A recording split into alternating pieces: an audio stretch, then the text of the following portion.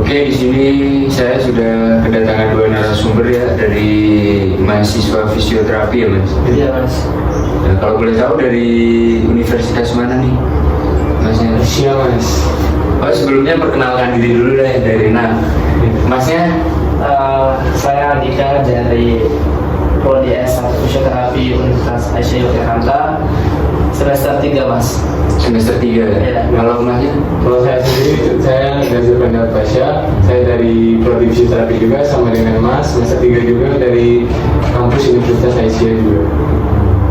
Asalnya dari mana nih Mas Andika nih? Kalau saya dari Sulawesi Selatan Mas. Kalau Mas Dazil? Kalau saya sendiri dari Bangka Belitung Mas. Oke, untuk hari ini kita mau bahas seputar fisioterapi ya Mas. Iya Mas. Saya juga ingin lebih tahu gitu, biar masyarakat juga tahu gimana sih. Kalau pandangan Mas sendiri mengenai definisi fisioterapi itu gimana sebagai mahasiswa nih? Mungkin Mas Andika dulu bisa jelasin. Kalau saya fisioterapi itu seperti bengkel sebuah barang yang rusak Mas.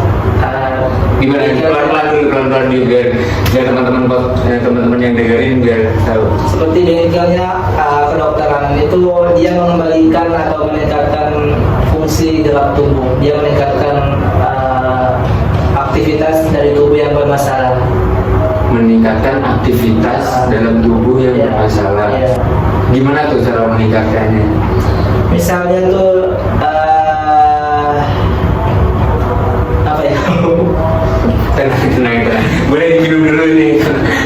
Ya Mas. Puasa ya Mas? Ya Mas. Misalnya tuh dia dilatih Mas, dilatih berupa apa itu terapi latihan, apa itu berupa alat.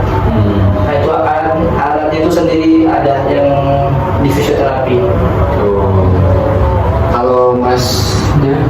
Menurut saya sih fisioterapis ini fisioterapis ini adalah profesi yang berfokus ya seperti Mas Andika tadi, dia berfokus pada perbaikan pola jalan, pola gerak, pokoknya keseharian dia itu gimana, apakah ada yang mengalami kelainan gitu dari posturnya juga. Nah, jadi lebih ke spesialis pada tulang otot juga, saraf juga, kita memasuki di situ Mas. Lebih ke spesifik ke tulang dan lainnya. Ya benar Mas. Ya. Terus kalau perbedaannya fisioterapi itu dari prodi yang lain? Saya kan dari masyarakat ini kan juga asing nih kata-kata fisioterapi. Saya juga fisioterapi apa nih? Kalau dilihat sekilas nih keren nih. Tapi perbedaannya apa? Biasanya kan sering disangkutin dari kata-kata terapi jadi tukang pijit gitu kan. Itu perbedaannya apa nih dari terapi-terapi lainnya atau jurusan kesehatan lain? Kan ada juga yang bilang kalau fisioterapis ini yang pijit-pijit keretak-keretak gitu Mas, yang lagi viral-viral nih. Soalnya orang-orang pada tahu yang gitu. Ya, nah kalau itu tuh kita berbeda Mas. Jadi kita tuh ada prosedurnya. Kita tuh kan kita ada belajar anatomi tuh, dimana ada titik-titik yang boleh diterapi dan yang tidak. Jadi ada kontraindikasi dan indikasinya Mas. Jadi tidak sembarangan. Gitu sih menurut saya. Mungkin berbeda dengan Mas Andika. Mungkin tambahan dari saya Mas, bedanya fisioterapi dengan prodi lain ya Mas. Mungkin dari segi penanganannya Mas. Misalnya prodi lain itu biasa, misalnya kedokteran atau farmasi itu menggunakan obat. Nah sedangkan kalau fisioterapi itu lebih menggunakan berupa alat atau dari profesi itu sendiri, dia nggak bergantung pada sebuah alat, sebuah obat gitu Mas. Jadi memakai alat khusus sendiri ya? Iya. Berarti jauh dong sama kayak tukang pijit tuh. Iya. Tapi ada nggak sih fisioterapi itu kayak mijit-mijit gitu? Ada Mas, karena kan kita terapi kita nih massage namanya. Kita tuh ada Namanya massage ya. Karena kita ada palpasi, ibaratnya langsung bersentuhan dengan tubuh pasien. Oh mungkin itu ya yang dikira seperti tukang pijit gitu. Ya itu Mas. Sebenarnya kita itu melakukan palpasi, kita mau mengetahui apakah ada bengkak atau otot mana yang mengalami gangguan gitu Mas. Jadi penyembuhannya fisioterapi berarti mungkin dari alat-alat tersebut. Ya bisa jadi. Contoh kecilnya apa alat kayak gitu mas? Salah satu contoh aja. Yang paling sering kita lihat sih seperti inframerah yang biasa di Oh, iya, iya, iya. ada warna merah, Iya, iya, seperti yang iya. bohlam itu. Itu fungsinya apa itu? Itu buat menurunin rasa nyeri pada tubuh mas. Oh. Tapi itu kontraindikasinya nggak boleh ditujuin kepada daerah yang luka itu mas, daerah luka yang terbuka. Jadi luka yang di dalam gitu ya. Betul. Tapi gitu efeknya beneran serius mas kalau misalnya dikasih inframerah terus nyerinya hilang gitu. Ya, biasanya tuh pasien merasakan relax. Nanti kalau pasien juga juga akan bilang ke fisioterapisnya kalau udah rasanya tuh udah nggak nyaman atau udah kepanasan. Maka fisioterapisnya akan menghentikan alat tersebut juga. Keren juga ya berarti ya. Ya. Kalau univ fisioterapi itu udah banyak nggak di Indonesia? Soalnya saya sebagai anak muda nih, itu jarang gitu teman-teman kalau di daerah aku tuh jarang teman-teman yang tahu fisioterapi apa itu juga nggak. Setahu saya sih yang ada di Indonesia itu yang seputar Jawa Tengah DIY itu ya, fisioterapi itu yang buka ada 33, 8 diantaranya itu ada S1 dan sisanya itu D3 dan D4 mas, masih D3 dan D4. Dan for your information, kalau sekarang udah ada S2 atau Magister Fisioterapi pertama kali di Indonesia itu ada di UMS. Di UMS Ya, Universitas Muhammadiyah Surakarta. Itu lebih berfokus ke fisioterapi. Kan yang sebelum-sebelumnya itu kan fisioterapi kalau ingin S2 itu ke biomed, ke fisiologi latihan, ke olahraga. Olahraga Ya banyak olahraga. Oh kalau kayak yang di sepak bola itu ya? Ya Itu iya nggak sih? medisnya mati. Ya. Jadi kalau dia di sepak bola itu tugasnya apa tuh? Yang lari-lari itu kan, terus biasanya dikasih semprot gitu kan? Ya. Ya, mungkin bisa tanya Mas Andika kan, dia lebih pengalaman di lapangan langsung, dia udah masuk ke lapangan soalnya. Mungkin dari saya itu peran fisioterapi di olahraga itu dia yang nentuin pemainnya apakah bisa lanjut dia bermain di dalam atau udah nggak bisa stop, atau masa rehabilitas, masa dia pemulihan itu berapa lama, bisa dia main juga berapa lama.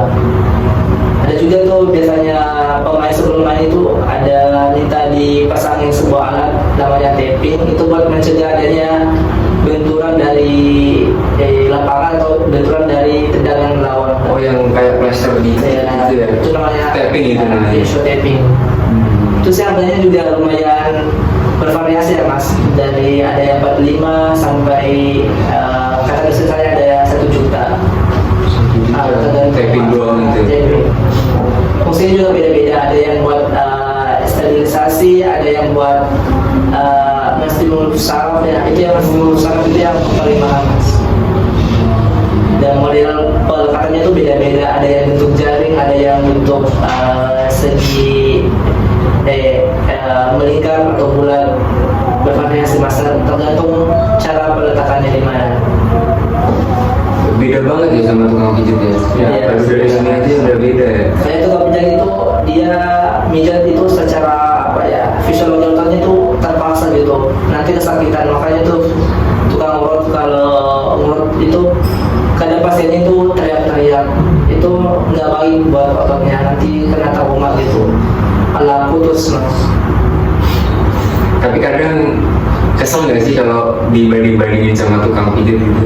Ya sebagai kita dengan yang menjalani pendidikan yang cukup panjang ini ya ada sih keselnya, tapi ya gimana kan banyak masyarakat yang kayak belum tahu, belum terdapat edukasi, kita belum melakukan kayak untuk mengedukasi ke masyarakat yang lebih jauh ke pelosok-pelosok sana. Ya, betul mas. Mereka cuma mau cara pengobatan yang instan yang langsung sembuh gitu tanpa melihat efek Prosesnya. jangka lamanya. Misalnya itu yang ada viral kemarin yang dari Kalimantan itu Ida. Oh, itu Ida. dia tuh langsung cuma mau masyarakat itu cuma mau melihat hasilnya di depan matanya tanpa efek-efek per bulan itu gimana, per minggunya, per tahunnya itu gimana. Padahal itu membuat takut fraktur juga nggak ya? Nanti otot tulangnya itu dari sini misalnya langsung pindah ke belakang atau ke samping itu sulit. Kalau Mas Andika sama Mas Desi ini kan rumahnya jauh-jauh, nggak di Jawa gitu. Kalau di daerah Masnya masing-masing tuh seberapa jauh mengenal fisioterapinya masyarakatnya itu? Penyebaran luas di daerahnya gitu. Kalau di daerah saya kan saya kepulauan sendiri terpencil loh. Kayaknya Apa namanya itu? Bangka Belitung mas. Bangka Belitung. Iya. Yang ada lautnya itu. Iya, pantai banyak. Tapi kalau menurut saya ya dari penglihatan saya yang tahu dan minat fisioterapis itu sedikit mas. Soalnya palingan kayak ada yang keluarganya baru lulus dari fisioterapis, nah itu baru dikasih tahu. Kadang keluarga baru tingkat orang-orang yang tahu aja gitu mas. Itu pun yang karena di daerah kita juga kayak yang lanjut ke itu sedikit juga ya, mas, yang mau ke kesehatan. Cuma beberapa orang doang. Nggak susah juga. Ya, mungkin berbeda dengan Mas Andika karena Mas Andika kan ada kampus tersendiri juga kan. Mas Andika tadi di mana sih? Makassar ya? Ya, kalau di Makassar itu udah fisioterapi dengan lumayan terkenal, malah sekarang tahun ini lagi tren fisioterapi di sana. Oh, lagi tren. Udah apa ya? Udah normal lah kalau udah terbiasa lihat praktik mandiri, klinik mandiri di sana. Banyak juga banyak sebenarnya. Sana juga ada banyak kampus fisioterapi yang buka. Misalnya ada Unhas, UNM atau Poltekkes Makassar. Udah banyak klinik-klinik. Iya. Ya biasa ya. Udah biasa. Keren ya. Makassar. Terus kalau boleh tahu nih biar teman-teman juga tahu apa sih bidang-bidang fisioterapi itu? Bidang-bidangnya apa aja sih? Kalau saya tanya, saya buat saja itu ada sport, pediatri, terus geriatri, terus ada apa lagi mas? Mungkin ada tambahan yang sepengetahuan kami yang diajarin ya mas, ada ya seperti dibilang ada sport yang ada pediatri yang ke anak-anak, yang misalnya ada anak yang dia terlambat perkembangannya tumbuhnya, ada juga geriatri buat orang tua atau lansia yang misalnya itu udah resiko jatuhnya tinggi atau dia udah jatuh gitu. Terus ada fisio muskuloskeletal, dia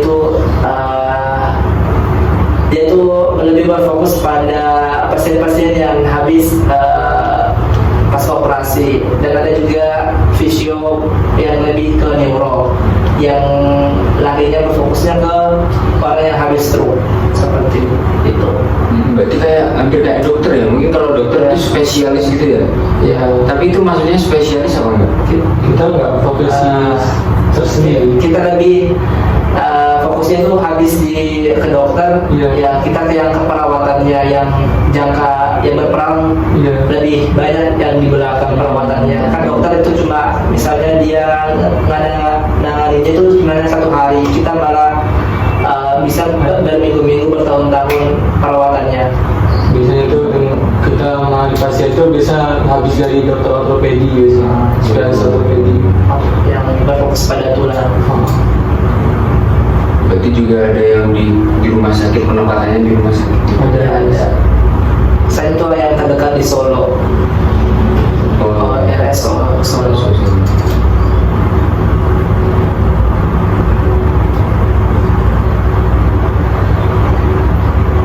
Ada lagi nggak mas? Baca lah tuh skripnya apa lagi? Skip. Potong. Inilah dulu. Apa lagi? Selama berapa? Tapi tadi nyambung nggak sih? Nyambung sih sebelumnya. Iya. Oke teman-teman, balik lagi. Tadi kita brief sebentar karena ada azan ya, nanti suaranya bisa mengganggu. Kita lanjut lagi ya dalam topik pembahasan ini. untuk mas-masnya itu biar bisa semangat punya toko gitu nggak?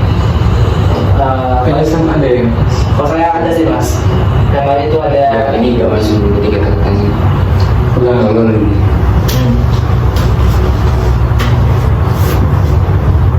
Oke teman-teman, balik lagi ya. Tadi ada break sebentar karena ada azan asar. Jadi nanti kalau ini suaranya mengganggu. Kita balik lagi ya ke topik. Ada nggak sih tokoh yang memberikan inspirasi atau semangat gitu? Tokoh di fisioterapi? Kira-kira gitu ya. Coba kamu apa Kim? Kalau saya sih ada sih tokoh yang membuat saya semangat kuliah di fisioterapi itu ada Pak Prof. Dr. Johan Aras. Johan Aras. Siapa itu mas? Beliau itu profesor pertama kali di Indonesia yang pada bidang fisioterapi di Indonesia. Beliau itu dosen sekaligus guru besar fisioterapi yang mengajar di Universitas Hasanuddin Makassar. Dan dia profesor itu udah sekarang tuh belum lama sih, 2023 kemarin dia profesor guru besar di fisioterapi. Beliau aktif juga ya di fisioterapi Dan Indonesia. itu beliau membuat saya lebih semangat, dia menginspirasi saya buat bisa seperti beliau. Asli Makassar juga itu. Mungkin ya mas. Kok mungkin ya sih mas? Ya dari yang sih dia sih mas. Sama-sama Makassarnya ya, Iya. lebih semangat gitu ya. Kalau masnya, Mas Bejo? Kalau saya sendiri nggak ada sih, masalahnya saya dulu kuliah juga kayak pilihan kayak nggak tahu ya, tiba-tiba langsung pilih fisioterapi gitu kan. Tapi setelah saya masuki fisioterapi ini, ya ada sih kayak terbuka, oh fisioterapi segini, peluangnya gini. Jadi untuk peluang kedepannya yang membuat saya semangat itu peluangnya yang membuat saya semangat, bukan dari tokonya sih mas. Soalnya saya baru banget mengenal fisioterapis ini mas, jadi kurang tahu sejarah-sejarahnya, kurang tahu saya mas.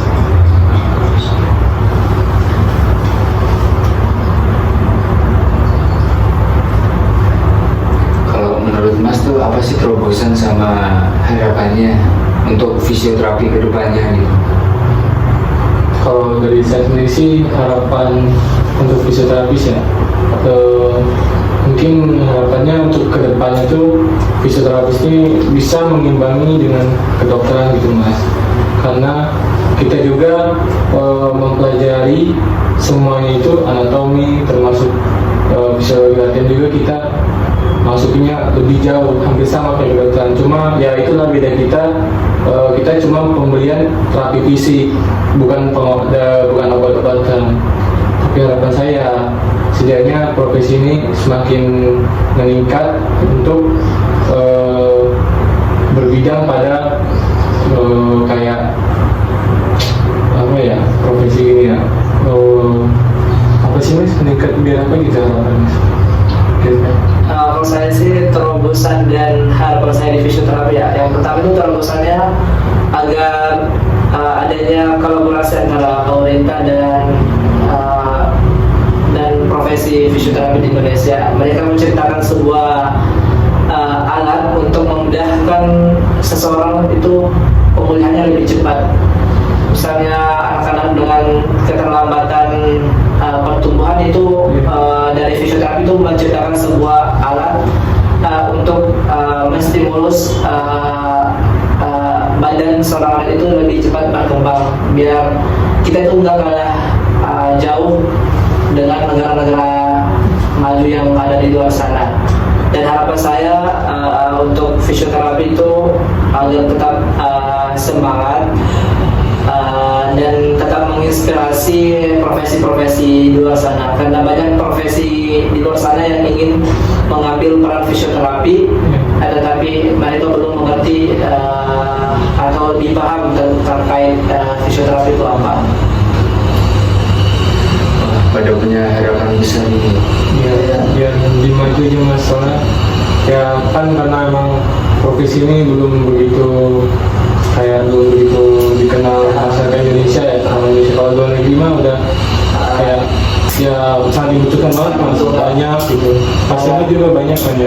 Kalau di top fisioterapi di universitas luar itu berada di top 5, malah yang masuk di fisioterapi universitas di luar negeri itu mereka yang siswa-siswa yang peringkat 1 sampai 5 di sekolahnya. Jadi nggak sembarangan orang yang masuk fisioterapi di luar negeri, mereka yang punya kemampuan intelijensi yang luar biasa.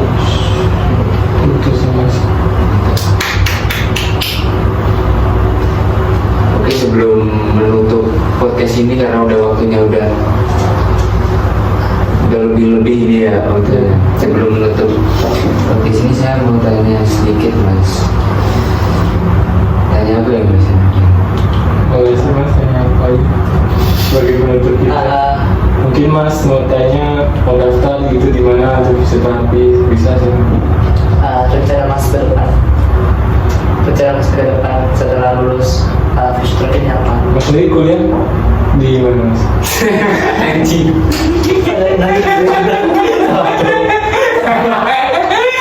Makanya itulah aku agak-agak gitu di hati Jo. Kalau aku boleh jujur mah enak Jo. Dari awal aku bisa lapang gitu. Aku wah bisa kalau aku pura-pura jadi gak anak fisioterapi itu. Iya. Udah gimana ya? Apa ulang ya? Enggak. Penutup aja. Pada saya kali ini. Enggak, ada Sebelum kita akhiri podcast ini. Oke teman-teman, sebelum kita akhiri podcast yang sangat menyenangkan pada hari ini, mungkin ada pesan atau edukasi untuk masyarakat dari mas-mas fisioterapis Indonesia ini. Mungkin Mas Dika ada nih, kan soalnya kan dia paling semangat kan, udah paling mendalami di fisioterapis nih. Mas Andika ini aktif ya kalau? Ya, kalau di kampus kita dia aktif ya. Kelihatan orangnya ini. Ya kan, pengetahuannya lebih gede daripada saya. Senyumnya aja deh. Gimana? Edukasi untuk masyarakat nih. Kata-kata Mas. Pesan menurut saya buat teman-teman sih, jaga kesehatan aja, jangan aktif bergerak, hindari kebiasaan aktivitas yang buruk. Misalnya itu terlalu sering rebahan sih. Itu aja sih edukasi dari saya. Banyakin aktif otot-ototnya biar ototnya itu punya memori yang bagus. Soalnya kalau nggak punya memori itu ototnya malah bisa kaget gitu kalau beraktivitas. Udah itu aja. Ya, tadi dari saya kita. Keren Mas. Boleh.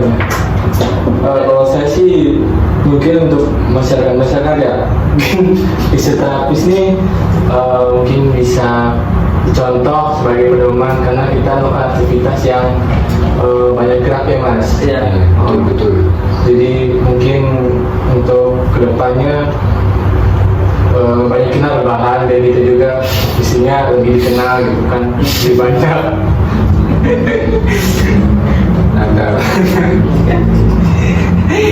Jadi edukasi masyarakat tuh banyak rebahan biar fisioterapi itu lebih maju. Merdeka nggak sih? Betul. Kan juga itu juga kan dari alah. Bisa sih Mas.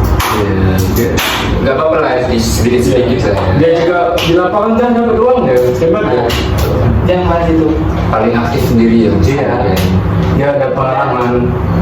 Keluarga-keluarganya juga turunan fisioterapis Mas. Jadi wawasannya juga lebih luas daripada saya. Oh berarti ada keluarga dari fisioterapi ya? iya Mas. Wah keren Mas, bisa meneruskan jiwa muda anak bangsa ini. Oke terima kasih Mas untuk penutupan akhirnya tadi. Terima kasih waktunya udah meluangkan waktu. Sama-sama Mas. Mungkin kita tutup aja ya podcastnya. See you kawan-kawan.